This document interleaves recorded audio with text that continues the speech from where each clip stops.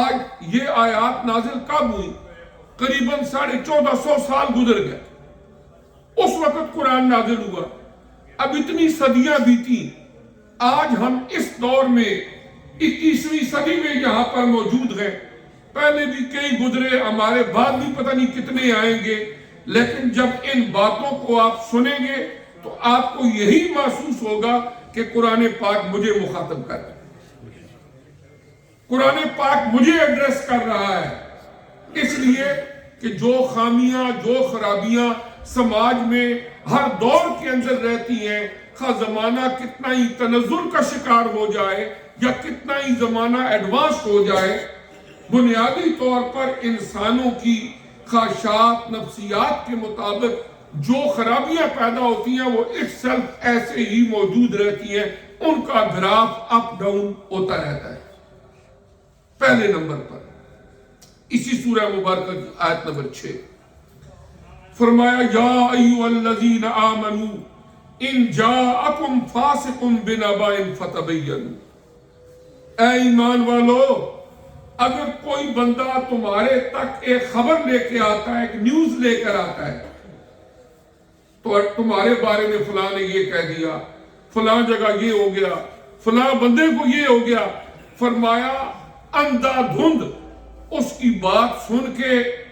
متاثر نہ ہونا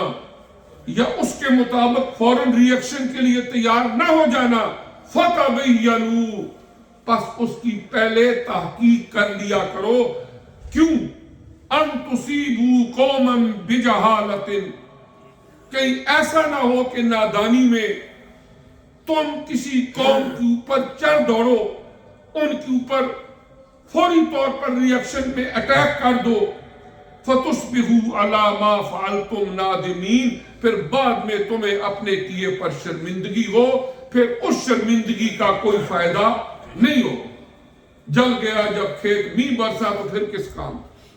وقتی طور پر فرمایا، اور آج کا جو دور ہمارا جا رہا ہے سوشل میڈیا، پہلے تو یہ ہوتا تھا نا کہ کوئی بندے اسے کوئی بات پتہ چلی، وہ کہیں نہ کہیں آپ کو تلاش کرے گا، وہ میرا دوست ہے، وہ میرا عزیز ہے، فوراً میں اس تک یہ بات پہنچاؤں، یا کسی کی بدنیتی شامل ہوگی کہ فتنہ بپا کروں، وہ آپ کو ڈھونڈے گا، ہو سکتا ہے 2 دن لگ جائے، 4 دن لگ جائے۔ آج تو بات سیکنڈز کی ہے، ادھر سے کوئی بات سنی، ادھر سے فوراً اس کو آگے شیئر کیا۔ اب کیا ہے، ایسی باتیں بے شمار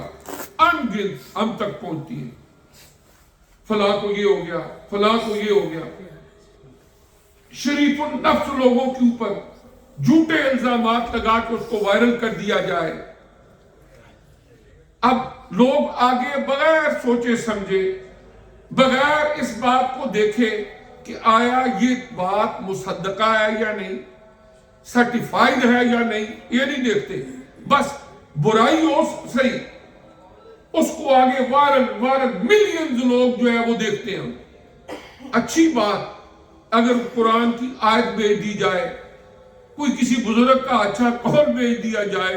تو مشکل سے توفیق ہوگی کہ اس کو کوئی لاحق بھی کر دے، لیکن کسی بندے کے بارے میں منفی اور نیگیٹو پروپیگنڈا ہم تک پہنچے تو فوراً ہماری خواہش ہوتی ہے کہ میرے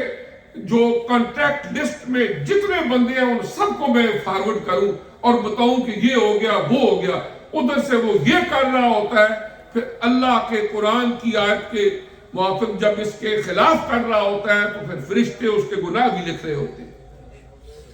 ایک تو پہلی خرابی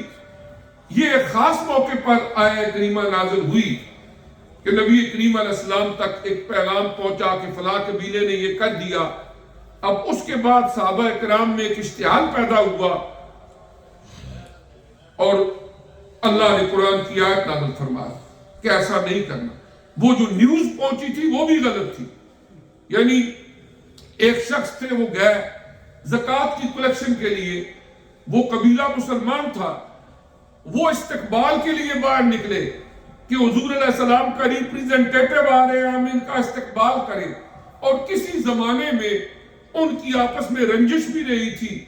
انہوں نے سوچا یہ مجھے شاید قتل کرنے کے لیے آ رہے ہیں، مس انڈرسٹینڈنگ میں آ کے کہہ دیا کہ میں گیا تھا لیکن وہ تو سارے میرے اوپر چڑھ دوڑے اور اس وجہ سے میں واپس آ گیا۔ اب کیا ہے کہ بات غلط فہمی میں تھی، جب ان سے رابطہ کیا گیا تو انہوں نے کہا ہم نے تو ان کو ویلکم کہنا تھا کہ آپ صلی اللہ علیہ وسلم کے نمائندے، تو بات غلط فہمی میں تھی۔ جب اس موقع پر اللہ کریم نے قرآن کی آیت نازل فرما دی کہ اگر تمہارے تک کوئی بندہ آپ کو کہتا ہے وہ فلاں بندہ آپ کے بارے میں یہ کہہ رہا ہے، اس نے تو یہ کہا تھا، اب کوئی پتہ نہیں اس نے کہا ہے نہیں کہا، پہلے نمبر پر جو بندہ آپ کو بتا رہا ہے اس کو ساتھ لے جا کے اس سے پوچھیں کہ آپ نے یہ بات کی ہے کہی ہے، اس کے بعد دیکھیں کیا ہوتا ہے اور کیا نہیں ہوتا۔ لہذا سنی سنائی باتوں پر ایکشن لینا یا ایکشن نہ بھی لینا، اپنے دل میں بغض کا ایک پودا لگا دینا،